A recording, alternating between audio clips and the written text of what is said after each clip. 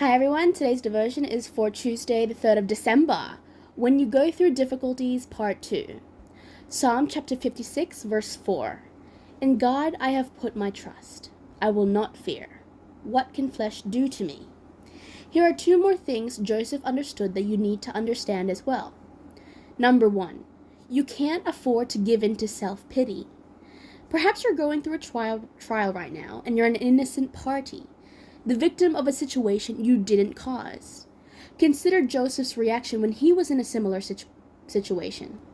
The first thing he didn't do was succumb to self-pity. Why? Because it's a major contributor to depression. Often, when we experience a serious problem and our self-esteem is already at its lowest, we start blaming ourselves and putting ourselves down. Joseph didn't do that. He understood that the crisis he was in wasn't of his own making, and he tried to look at it realistically. When you're in a storm and you allow your boat to turn sideways, the storm will capsize you. Similarly, when storms come into your life, the best way to overcome them is to trust God and face them head on, like Joseph did. And number 2, never make a major decision when you're depressed. Many times when we're discouraged, we're tempted to say, I'm going to give up, or I'm going to switch teams, or I'm going to end the relationship.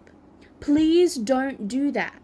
When you're downcast and despondent, your feelings are unreliable. Your focus becomes blurred and you lose your perspective when it comes to exercising good judgment. So what should you do? Trust God to bring you through it. Say with the psalmist in Psalm chapter 56 verse 4, In God I have put my trust. I will not fear. What can flesh do to me?